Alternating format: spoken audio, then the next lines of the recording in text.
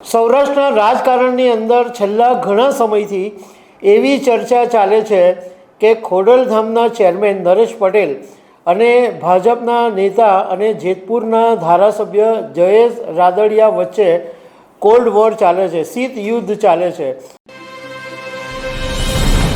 સૌરાષ્ટ્રના રાજકારણમાં મોટા માથા ગણાતા બે નેતાઓ વચ્ચે સમાધાન થયું હોવાની એક ચર્ચા સામે આવી છે। આ બંને પાટીદાર પાવરો કહેવાય છે અને બંને પોતપોતાના ક્ષેત્રની અંદર મોટું નામ ધરાવે છે। હવે આજે રાજકોટની અંદર એક કાર્યક્રમ થયો અને આ જે સૌરાષ્ટ્રના બે મોટા માથા ગણાય છે એ એક મંચ પર દેખાયા અને હળવી વાત કરતાં પણ દેખાયા, એટલે એક એવી ચર્ચા શરૂ થઈ કે આ બંને નેતાઓ વચ્ચે સમાધાન થઈ ગયું છે। તો આના વિશે હું તમારી સાથે વાત કરીશ। મારું નામ રાજેશ શાહ છે અને તમે જોઈ રહ્યા છો ગુજરાતના સૌથી મોટા ડિજિટલ ન્યૂઝ પ્લેટફોર્મ ખબરછે.com। સૌરાષ્ટ્રના રાજકારણની અંદર છેલ્લા ઘણા સમયથી એવી ચર્ચા ચાલે છે કે ખોડલધામના ચેરમેન નરેશ પટેલ અને ભાજપના નેતા અને જેતપુરના ધારાસભ્ય જયેશ રાદડિયા વચ્ચે કોલ્ડ વોર ચાલે છે, શીત યુદ્ધ ચાલે છે। બંને એકબીજાનું નામ નથી દેતા, પરંતુ બંને વચ્ચે વિવાદ છે એવી વાત ઘણી વખત સામે આવી છે। કારણ કે જયેશ રાદડિયા સ્ટેજ ઉપરથી એવું ઘણી વખત બોલ્યા છે કે સમાજના કેટલાક લોકો એવા છે કે જે સમાજના કામમાં ટાંગ અડાવે છે। મારે એમને કહેવું છે કે એમણે સમાજનું કામ કરવું જોઈએ, રાજકારણની અંદર દખલગીરી નહીં કરવી જોઈએ। આવા પ્રકારના જે નિવેદનો છે એ જયેશ રાદડિયા અનેક વખત આપી ચૂક્યા છે અને આવી ચર્ચા જોરથી ઘણા ટાઈમથી ચાલે જ છે કે જયેશ રાદડિયા અને નરેશ પટેલ વચ્ચે ગજગ્રાહ છે, એ બંને વચ્ચે બનતું નથી।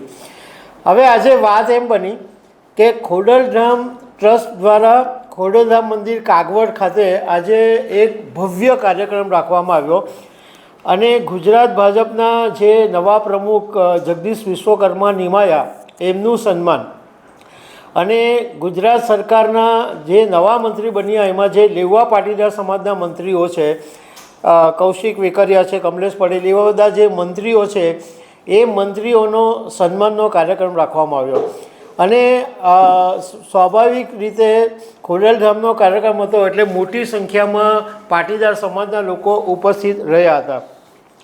ગુજરાતના મુખ્યમંત્રી ભૂપેન્દ્રભાઈ પટેલ હાજર હતા, મનસુખ માંડવિયા હાજર હતા અને આ કાર્યક્રમની અંદર એક ઉડીને આંખે વળગે એવી એક એ વાત સામે આવી કે ખોડલધામ ચેરમેન નરેશ પટેલ અને જયેશ રાદડિયા એક મંચ પર એક સાથે હાથ મેળવીને ઊભા રહ્યા અને કાર્યક્રમ પછી પણ બંને જણા એકદમ હળવાશથી વાત કરતા હોય એવો વિડીયો સોશિયલ મીડિયા ઉપર વાયરલ થયો અને આને કારણે એવી ચર્ચા શરૂ થઈ કે ચલો આખરે આ બંને વચ્ચે, આ નેતાઓ વચ્ચે છે એ સમાધાન થઈ ગયું છે અને લેવા પાટીદાર સમાજ માટે આ એક પોઝિટિવ સંકેત છે એવી ઘણા બધા લોકોએ ચર્ચા કરી। જોકે રાજકારણના જાણકારોનું કહેવું એમ પણ છે કે આ ખોડલધામ ટ્રસ્ટ દ્વારા જે સન્માનનો કાર્યક્રમ કરવામાં આવ્યો એ એક પ્રકારે ભાજપનું શક્તિ પ્રદર્શન હતું।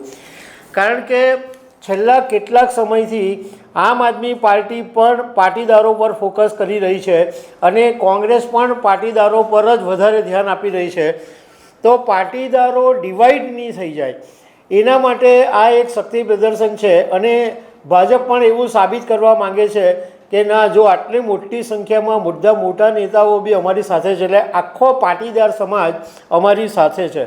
જો કે અમે રાજકોટના કેટલાક સિનિયર પત્રકારોની સાથે વાત કરી તો એમણે એવું કીધું કે આવું રાજકારણની અંદર કંઈ સમાધાન કે એવું હોતું નથી।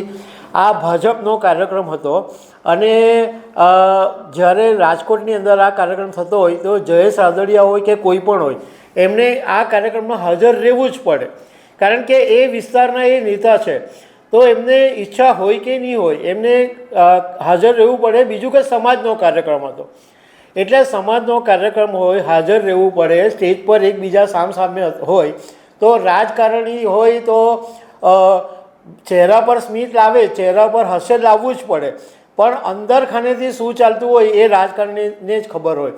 એટલે એવું માની લેવાની જરૂર નથી કે ખોડલધામના ચેરમેન નરેશ પટેલ અને જયેશ રાદડિયા એક મંચ પર હાથ મિલાવ્યા અને હસ્યા એટલે એમની વચ્ચેનું શીત યુદ્ધ સમાપ્ત થઈ ગયું છે એવું નહીં માની શકાય એવું પત્રકારોનું કહેવું છે. તો દર્શક મિત્રો, આવી અનેક વાતો સાથે અમે તમને મળતા રહીશું. Thank you very much.